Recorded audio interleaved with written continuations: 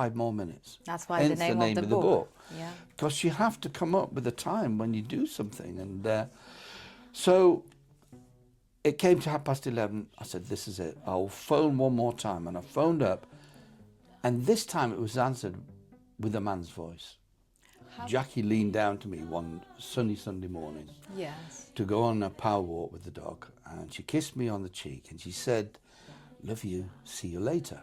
It was the left-hand side of her brain was so badly damaged they had to remove it. And she was in ICU for 9 days.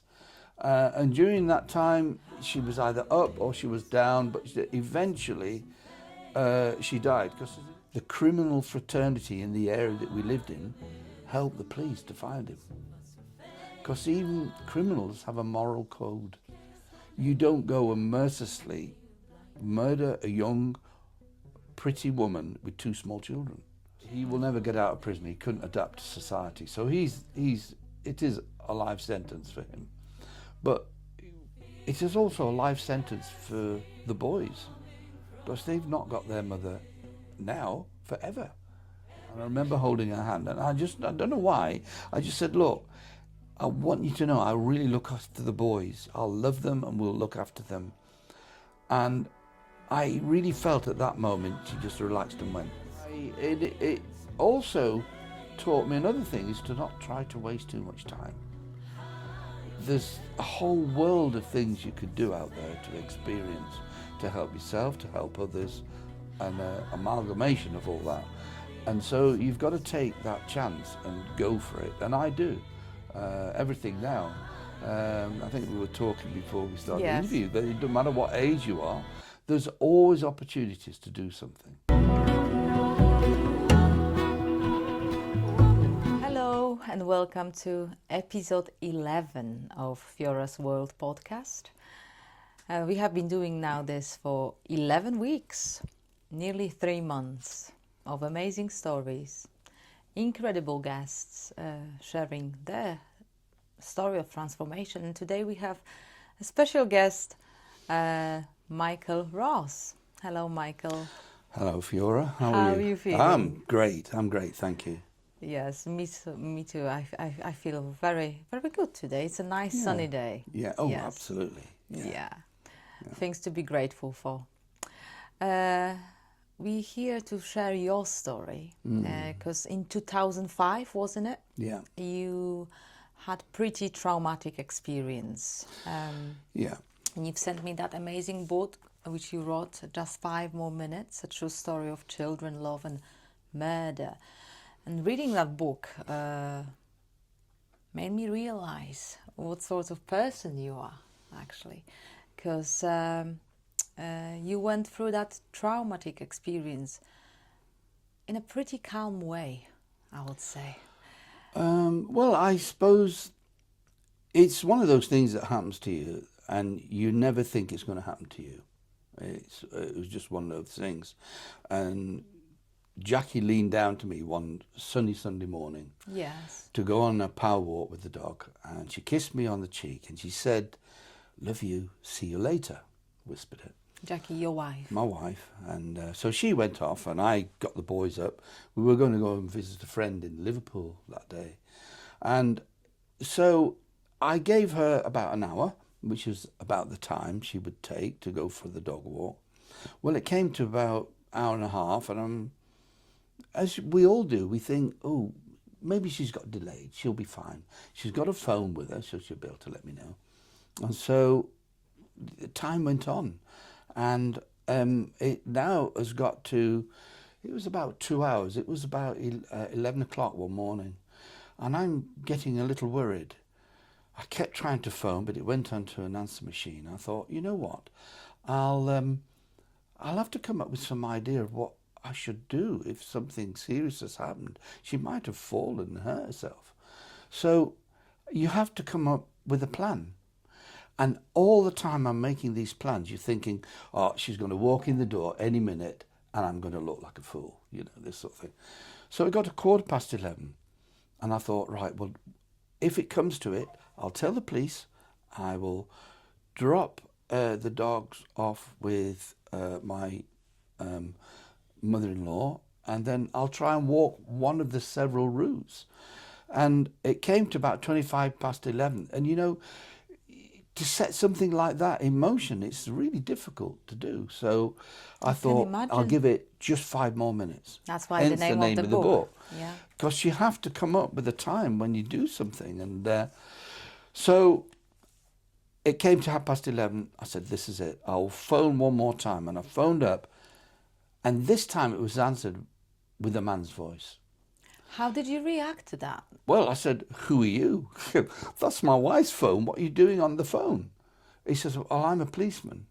And your wife's had a fall and she's been taken to the hospital, so you need to go there. And I just wanted more information, but he couldn't give any. So that was how it all started. And so I had to think about the boys. What should I do? I'll drop How them old they off. were at the time? 4 and 6 Very at the young time. boys, Yeah, yeah. young, yeah. And I got them all ready. We'd done breakfast. I managed to dress them. I'm, pretty good at things like that. So I took them to their godmothers, and I went to the hospital. And then, so follows the story then. You have to remember in those very early days that in the case of, as it transpired in this case, a murder, I'm the number one suspect. Husband usually is, And so once we got that out of the way, she had to have an operation. Part of the left-hand side of her brain was so badly damaged they had to remove it, and she was in ICU for 9 days. And during that time, she was either up or she was down, but eventually she died. Because there's an important bit about all that that we as humans have to remember. So if you get a hammer and you bash your thumb, we know how much it will hurt. We know how much the damage will travel. We know when it will travel and when it will stop. With the brain, it's completely different. Yeah. If it's got trauma, they don't know how far it's going to go, what's going to happen. And then it finally came, she had a 2.5-hour operation. And then all the surgeons wanted to see me. And they said, we've had to remove a bit of her brain, this and so on. Do you want to ask any questions? I said, well, what's not going to work? Well, she wouldn't, if she recovers, she wouldn't be able to speak, really. She'd be in a wheelchair. And she was a fitness lady, She liked her sport and keeping fit. I thought, that is just the worst scenario. But as it happened, so anyway, she died because that damage kept on going into her brainstem. So that was it. Then suddenly it becomes a murder case. And luckily, I think it helped us enormously that the criminal fraternity in the area that we lived in helped the police to find him. Because even criminals have a moral code. You don't go and mercilessly murder a young, pretty woman with 2 small children. No. And, the way the police works, that first 2 weeks, all the resources are put into helping. And then it then starts to be clawed back. So that first 2 weeks is really important. Police were fantastic in all this for me, I must say. So we went for that. They found the person. There was a year-long murder trial, and he is now in prison. And so at the end of that year, all this time, I'm thinking, how can I protect the boys? You've got to think of them, amongst all this. And, children are children. And children will say things off the cuff, not meaning to be upsetting or anything. And when I was taking them back to school in year 1, I was there with one of my sons, and another little boy came up. Oh, your wife's dead, isn't she? And they just say it like that. Yeah. And Ben said, oh yeah, but she's in heaven, and they get on with it. Where it leaves behind all the adults wondering what's happening. So it was coping with making sure the boys were protected. And through all that, you then find out that you're helping other people too, because other people are not sure how to deal with it all. And I remember a time when we'd been going through the headmaster's study, and Ben said, I want to go through at the gates just like everybody else. And we went there that morning. It was a sunny morning. All the mums were on the other side of the road. I was on this side. And they were looking at me. It looked like the start of the 1,500 meters in the Olympics. They were all looking at me, shuffling their feet. And I said, look, come and talk to me. It's okay. So they would come over one by one, and then they would break down, and I'm comforting them. And after the fifth lady, I said, I'm tired of the one supposed to be crying on your shoulder. Yeah, You definitely. know? But it's just what happens and what you do. Yeah. So I was comforting them. And even, you have to remember too that relatives don't know how to help. Yeah, people sometimes don't know how to react to this situation. But let me stop you for a minute. So it seems like this period of time since the Jacquie has gone, she never came back from her walk. And then you've been worried, and you've been going out and trying to call, and nobody was answering really. And then finally the policeman has answered the phone. Until the murder trial, and finding the murderer, the person who did it. There was lots of unknown there. Oh, yeah, absolutely. You're having to take I was going to say every day, but you're taking every minute by minute. So how did you cope with all the, I guess, anxiety, the unknown? Well, you have to remember too that I had a thriving, then I was an actor, but I had a thriving to hair and beauty and salons. you ran the business so same I time. had to keep going for the sake of the staff. And Jacquie had a nail business as well. And so I had to think about the boys, had to think about the business, had to get my mind around what had happened, and then the start of the murder trial. So it was difficult, but it kept my mind off. It kept my mind really occupied from the deep sorrow of it all, because I was so busy protecting everything that was happening. And it made news at 10, it was in all the national papers, and the BBC wanted to do interviews, live interviews and stuff like this. So I was just really busy, but everything seemed to be going along at a certain pace. When I look back now in retrospect, I think the fact how my life had run, in the sense that I became a Buddhist. I'm not. I live my life by Buddhist principles. Yeah. That helped a lot. This idea of something called impermanence, where everything moves on. And I really like that idea, and that helped me a lot. I went to a boarding school, so boarding school teaches you to sort your problems out.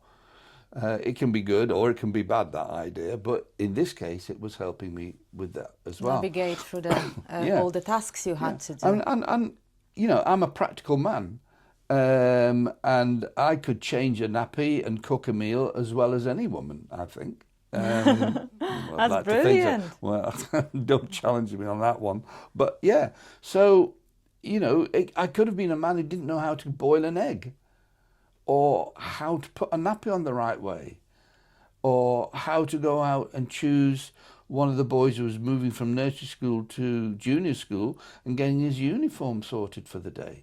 So I imagine lots of people in your situation would just go through a massive breakdown. They would just sit down and cry and feel sorry for themselves that they lost their wife, a mother of their children. You coped really well. I don't look at it like that. I just look at it in the sense that I had to do what I had to do. I'm you really always lucky, like but that, or? well, it's one of these things. You'll never know how you're going to react until it happens. Right. That's another important thing to think. Because I guess you could never imagine this will happen to you on that day. No, never. So all that comes into it, and like I say, how my life had run so far, all went into this melting pot of helping to cope with the boys and myself, I did break down. I mean, I have to admit, it was like probably about 3-4 months into the trial, and I got home and I just broke down. I mean, it finally caught up with me. At some stage, I knew it had to, and I wasn't worried about that. I knew it needed to happen to me, and so I did that. That happened, but I had no relatives. You see, I didn't have people who could help, really. The police were very good. They gave all sorts of help that I could call on, but generally, we seemed to somehow work it out. But that is all the way up, and including what we have something in this country called the press, and the press are named as the gutter press, and there's a reason for that, because they're very, obtrusive. They get into your lives, and they were stopping my staff, other friends, trying to question them about me, any information they could get from me. And it was getting too much. So the police liaison officer and press officer, we did a deal that they would leave us alone completely as long as I gave a full-blown press conference at the end of the trial. So that's what I agreed to.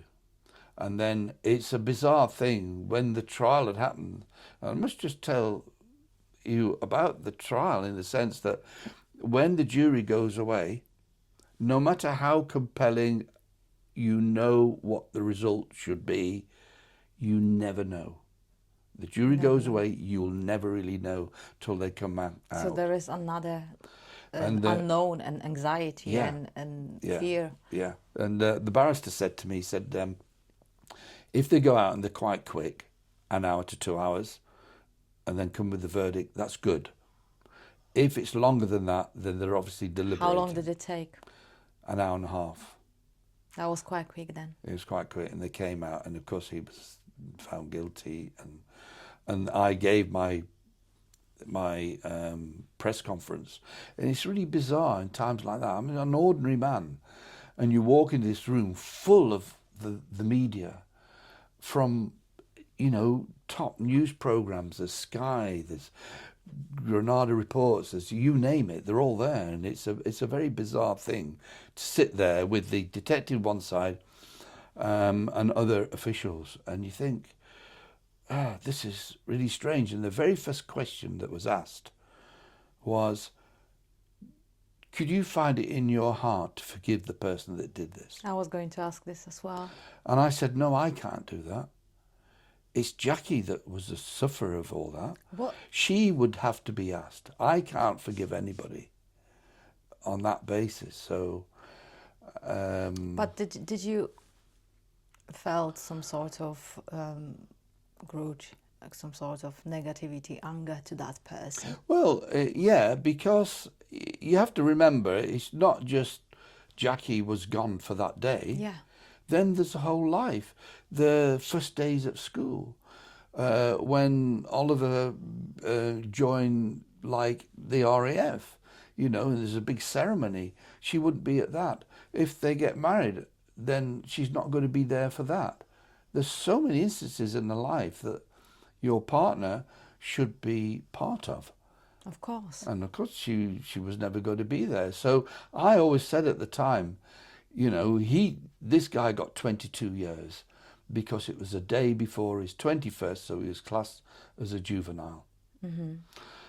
Anymore, the defence could have raised an objection, there could have been a retrial, they could have gone to the Old Bailey, but he will never get out of prison. He couldn't adapt to society. So it is a life sentence for him.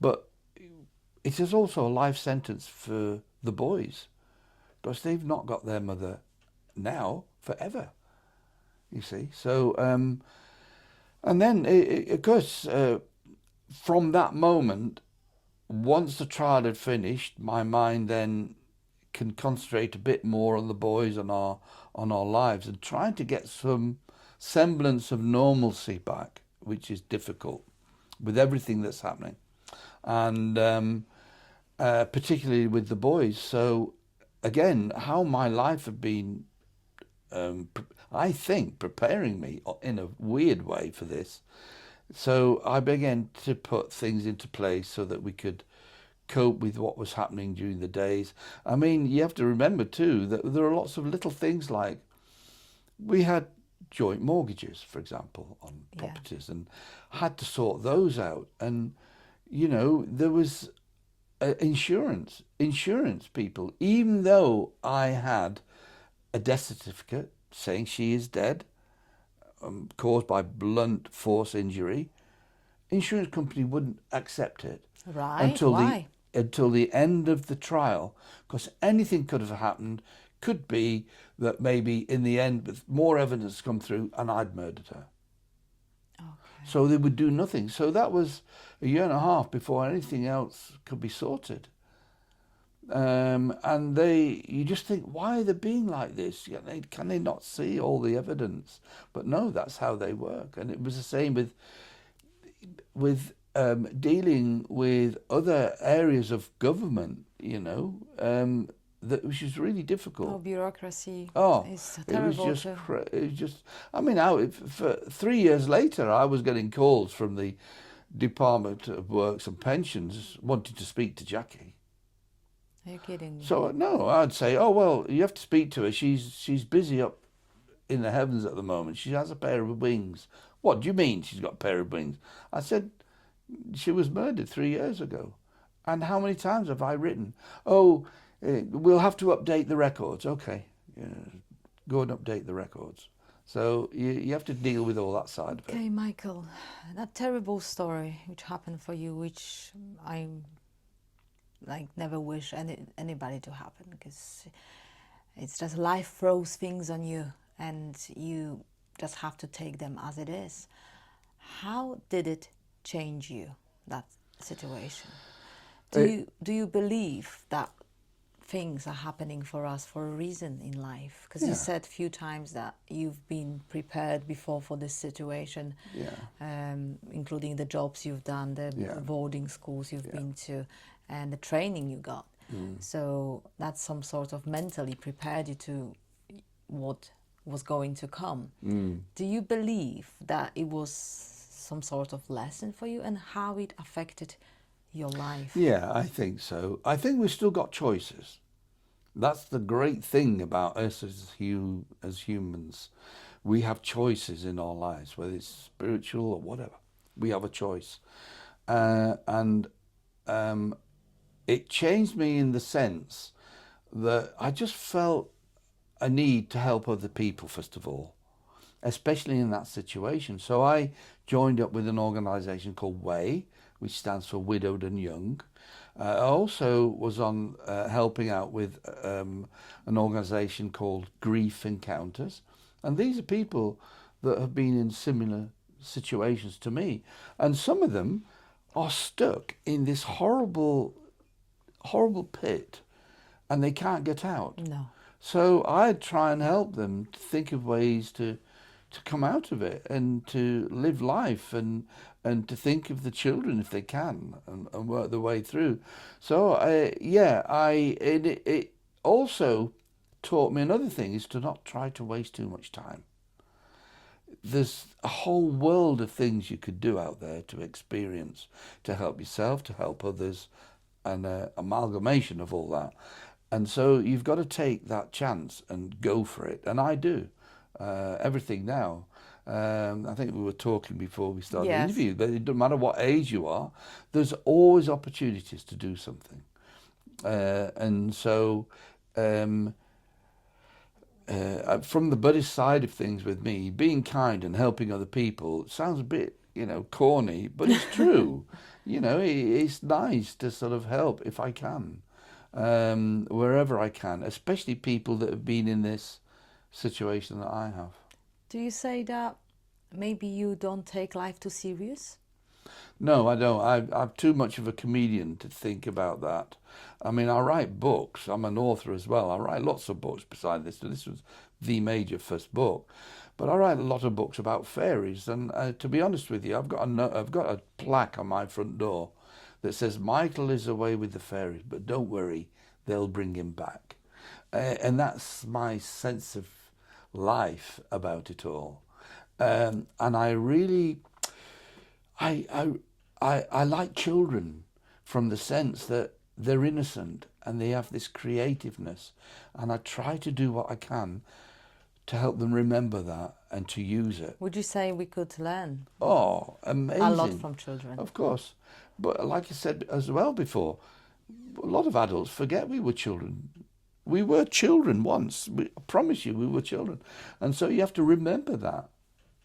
Yeah, but then you would say, okay, but I have my mortgage to pay, I have my bills, I have no money, I've lost my job, I'm in debts. How can I behave like a child?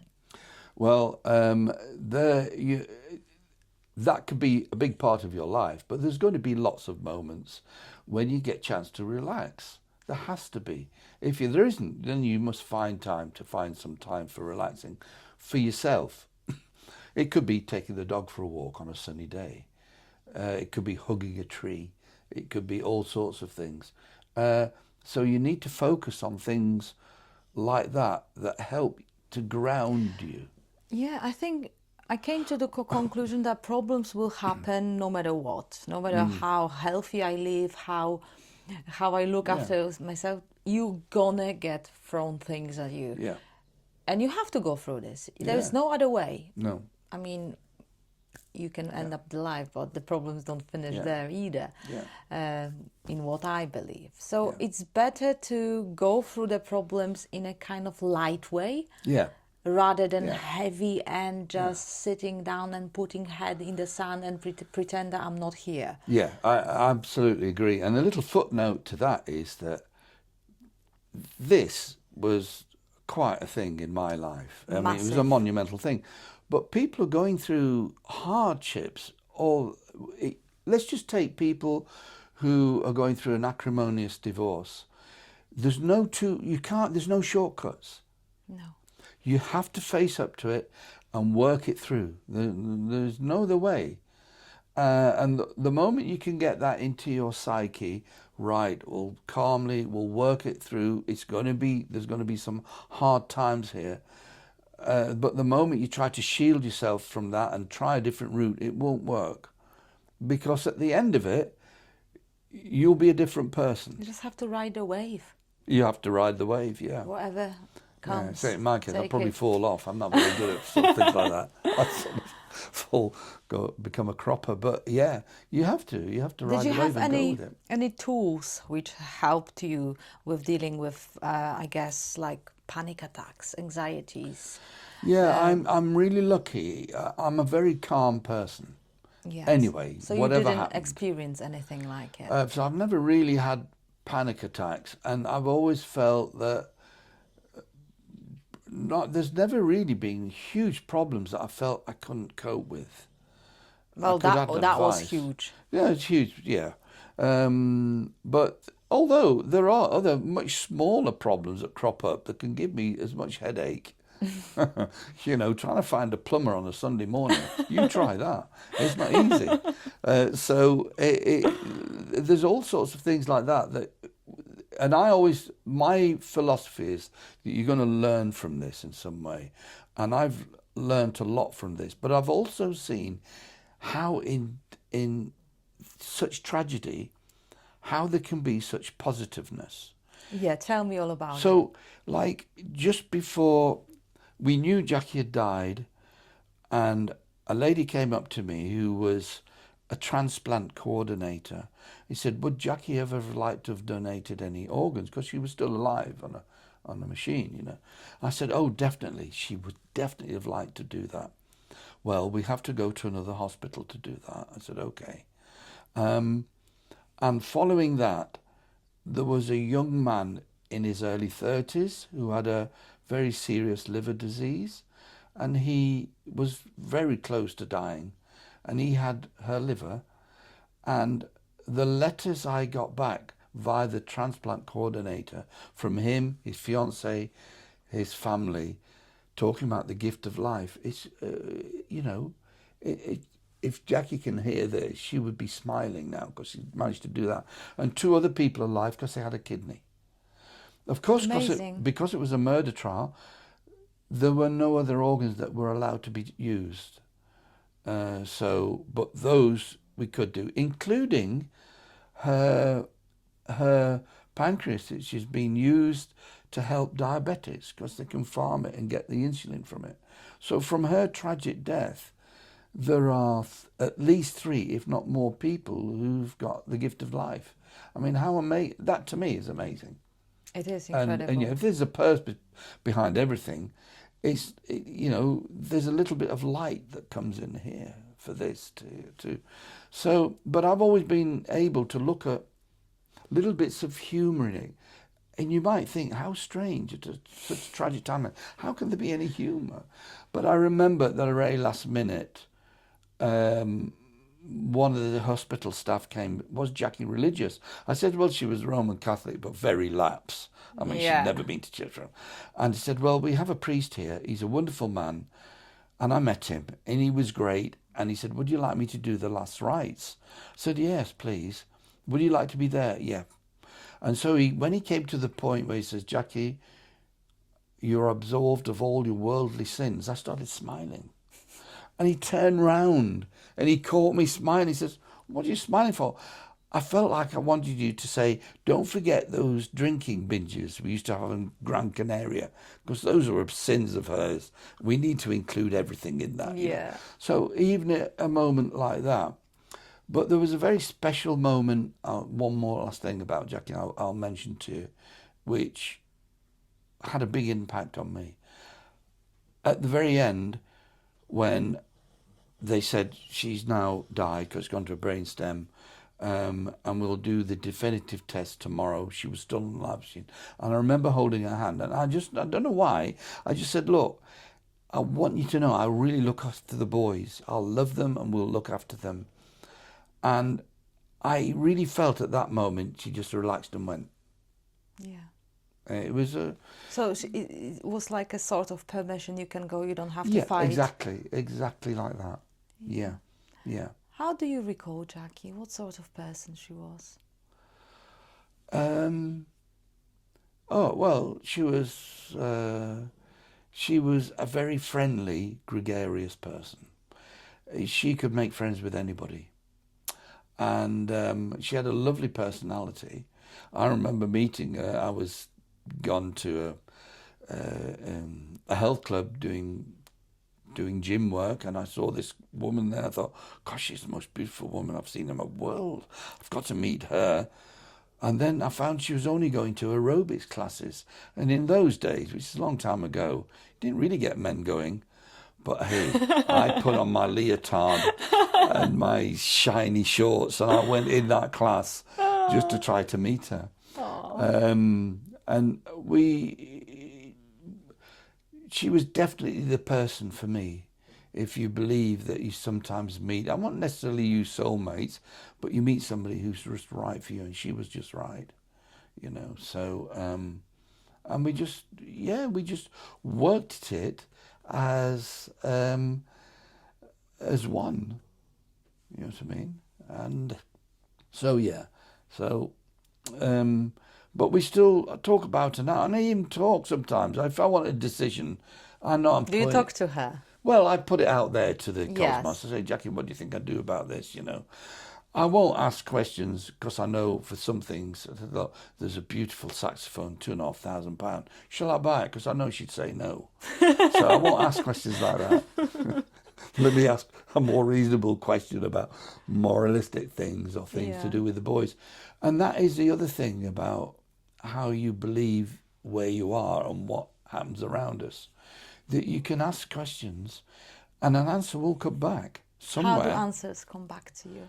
They come back in, and it won't happen immediately. It could happen a day or a few days later. You just get the feeling that decision I was trying to make, oh, that's right, I'll go on that. One other thing, now I know you either people believe in clairvoyancy or you don't. Yeah. And I went to see a clairvoyant about 3.5 months after Jacquie had died. And I went in for an hour, and for the first half hour she's telling me about me, metaphorically. I'm a horse in a field. My hoof is stuck, but one day I'm getting up and I'm going to fly like an eagle. Wow. Then suddenly she stopped. Now this is a clairvoyant who didn't drape everything, didn't have the lights down low. She's talking to me like I'm talking to you, Yeah. recording. She said, stop me anytime, ask me questions. She says, a beautiful blonde woman's just come in. She knew nothing about Jacquie. Beautiful blonde woman's come in, and she's handing you a bun, right? And she wants you because she says you need a bit of sweetness in your life. But she's got me by the shoulders, shaking me, and she's telling me to tell you that the way of her passing was traumatic, but she's absolutely at peace. You need to know this. And I'll keep repeating it for the next half hour because she said it's very important.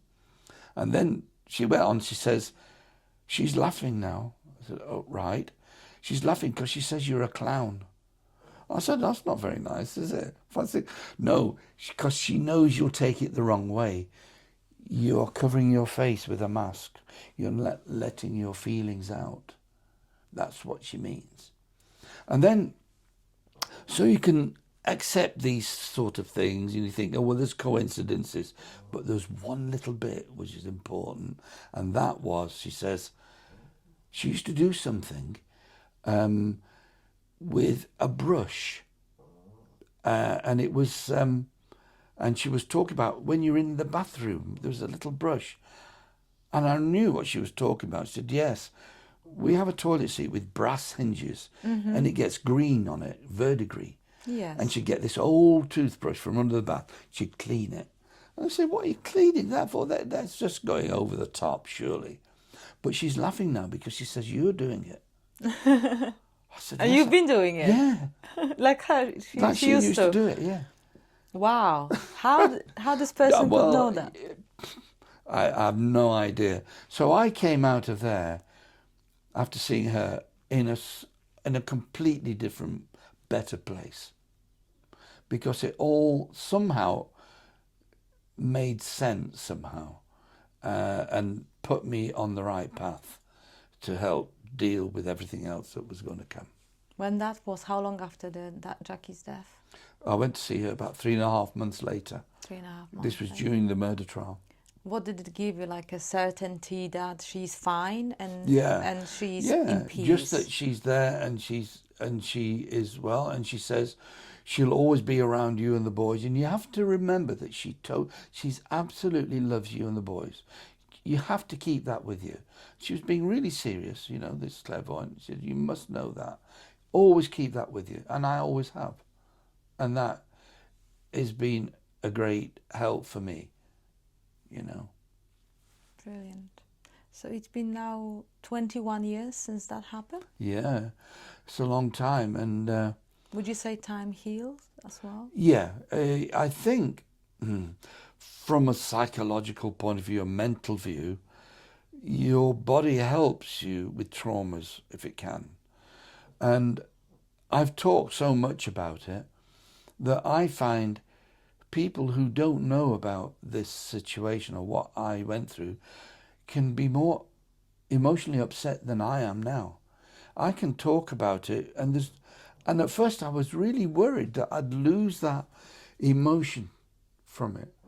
But it's not really there now. I talk about something that's possibly happened with other people. Yeah. And I think that is healthy. I think it is healthy and it helps you. But it's other people's reaction now when I tell them. Yeah, because it is upsetting situation. Yeah. We've both been very upset when we had a phone call, me and my partner. Because it's not everyday story. And 2 little kids involved. No. But as you've mentioned, worse thing happen now to somebody in the world. Yeah. Like tragedies like this are happening every day. Well, even in this country, Fiora. Yes. I mean, there are small children in a family unit where one of the partners or both the partners have suddenly died. And we don't think about There's it. loads. There's lots, yeah. And just because we don't see them. I've got a fitness brand and I help all sorts of people.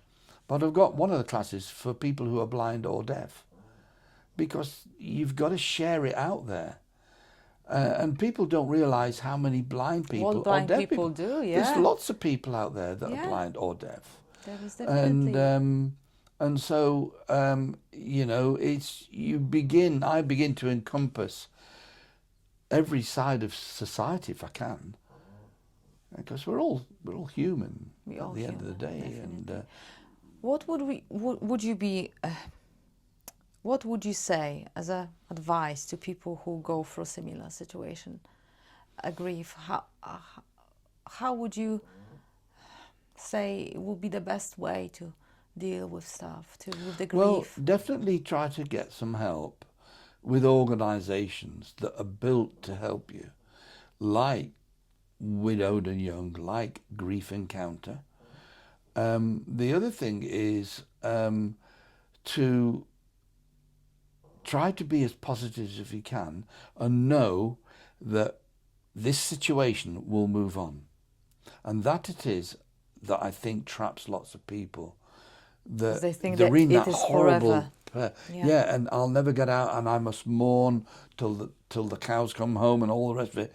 But that is not helping you, and it won't definitely be helping any children you've got. Again, let's come back to being a child. Look how children cope with it. The boys cope with it even better than I did. They just get on with it. So my mum has died and she's in heaven. Her head was hurt badly, but I'm okay. And here's a little one last little story. So we had a funeral, and then I wanted a memorial service. I didn't want the boys to go to the funeral. I wanted to go to a memorial service. 400 and odd people in the church, is packed. And in the days leading up to it, I was writing out a little monologue I was going to say. And Ben, who was 6, he said, "Daddy, what are you doing?" I told him, I said, "I want to write something too. I want to say something." "Oh, all right." So I got some paper. "No, I want to do it." "Okay, you tell me what you want. We'll write it down." And he told me what he wanted. And I gave it to him. And on the day, my heart, you could have heard a pin drop. And he went up and he said, "I want everybody to know that the way my mummy went to heaven was very bad, but she's very happy now, and she would like all of you to be happy." And there was silence. What was strange was the current Pope, John Paul II, he died, full enough, about a week after that. And what did he say on his deathbed? "I want everybody to know that the way I'm going is the way I need to go, but I want you all to be happy." It's as if Incredible. he'd taken it off Ben's little piece. Because How strange. we see death as a end, as a something terrible, traumatic, negative, definitely. Yeah. But could it be that actually death is just change of body, change of frequency, It is. change I look of at it like a substance we racetrack. wear. It's Yeah. a racetrack we're on. We're rushing round. But you have to come in sometimes to change the tyres. You go into the pit to have everything changed. And that, in a way, could be death, because then it moves on to something else. All boils down to what your belief is, of course. And I believe people who die, they wouldn't like us to be sad and waste our time on earth to be down. No. We are here to experience. Well, I'd like to think that when we go, I would like to think that we go and our spirit is still alive. So you're thinking. And I could ask you now, and I'm sure the answer would come back. Would you like people to be sad, or would you like them to be happy and to move on?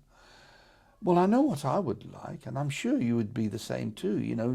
Let's just get away with all the horrible pain and everything else and be happy and live your life and learn from it and enjoy it. Definitely. I think we'd all want that to happen. And I don't think anything changes in that side of it whenever we pass on.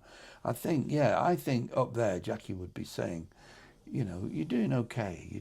Boys are okay now, and just keep going like that." I think so. Yeah. Thank you so much, Michael, for coming here today. It's a pleasure. Yeah, it is an incredible story. And how the boys are now? Well, one is 29 at the end of this month, and he is mechanical engineer, Wow. works at AstraZeneca, makes a lot more money than I'll ever make.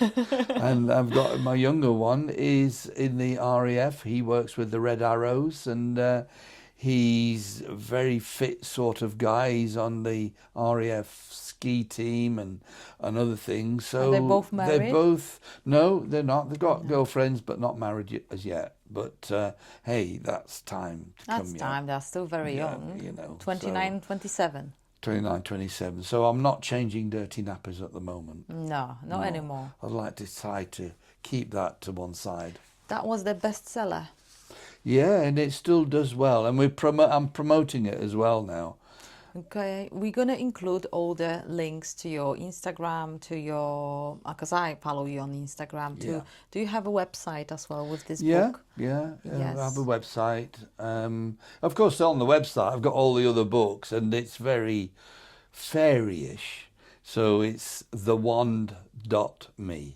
That's the website. But yeah. So there's lots of information. So this on there, in particular was a best-selling book. Just 5 more minutes, a true story of children, love and murder. You describe all the events which happened on May 2005. Yeah, it was earlier than that. It all happened in the January and February. Yeah. So I read it. It is very easy read, and you can't stop reading it basically because you want to find out what happened next. Yeah. So we had Michael Ross today. Thank you very much for coming, and It's a pleasure. Lovely to meet you. thank you. Please, if you enjoyed that episode and you would like to hear more transformative stories of people all over the world, particularly England here, because we are in Leeds, all sorts of people from all over the country coming here to get interviewed on Fioras World Podcast. I would like to encourage you all to subscribe, like, comment and share this episode with somebody who might need it now.